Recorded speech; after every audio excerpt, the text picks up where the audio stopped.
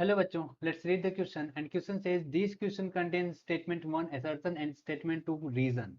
Statement 1 is true, statement 2 is true. 2 is not a correct explanation of statement 1. Second option है statement 1 is true, 2 is true, 2 is not a correct statement correct explanation of statement 1. अच्छा C की है statement 1 is true, statement 2 is false and D है statement first is false, statement second is true. Okay, statement first क्या है? Free radical chlorination of N-butane gives 72% of 2-chlorobutane, 28% of 1-chlorobutane. Though it has 6 primary and 4 secondary hydrogen. Okay, because statement 2, a secondary hydrogen is abstracted more easily than primary hydrogen. Okay, आइए check करते हैं. बात कर रहे हैं हम की concept की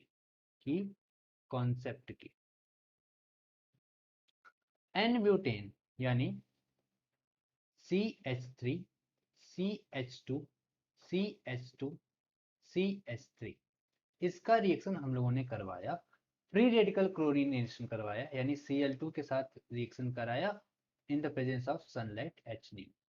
सो क्या हुआ होगा, अगर प्राइमरी हाइड्रोजन हटता है तो ये होगा CH3 CH2 CH2 CH2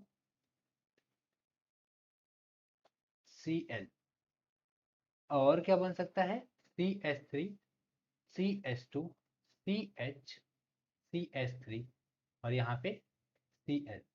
यही तो कंपाउंड बनेंगे क्या? तो फिर ठीक है, आइए चेक कर लेते हैं सबसे पहले परसेंटेज. ओके, तो यहाँ पर हम कह रहे हैं परसेंटेज ऑफ 1-chlorobutane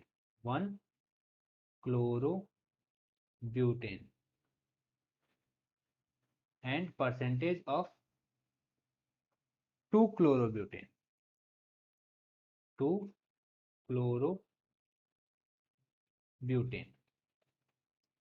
क्या होगा, ये होगा नंबर ऑफ प्राइमरी हाइड्रोजन, क्योंकि यहाँ पर प्राइमरी हाइड्रोजन हटा है तो यहाँ पर हो जाएगा number of primary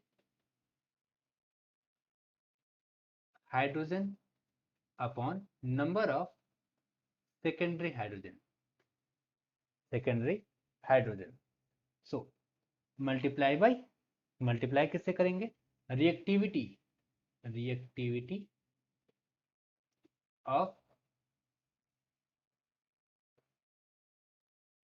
primary hydrogen upon reactivity of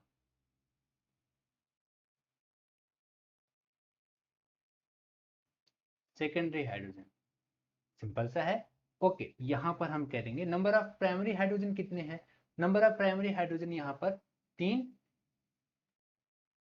और 3 6, कुल मिला के 6 प्राइमरी हाइड्रोजन है अपॉन सेकेंडरी हाइड्रोजन 4 है, multiply by reactivity of first degree hydrogen in Cl case कितना होगा 1 और सेकेंडरी का 3.8 होता है, यानी 6 अपॉन 15.2 यानी it is equals to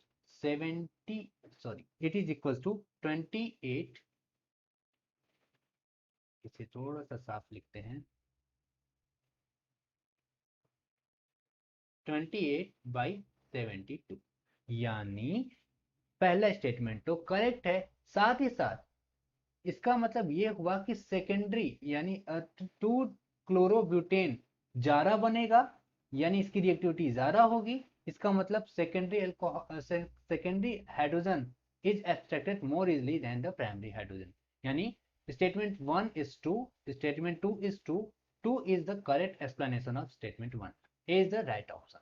Hope you understand it well. Best of luck.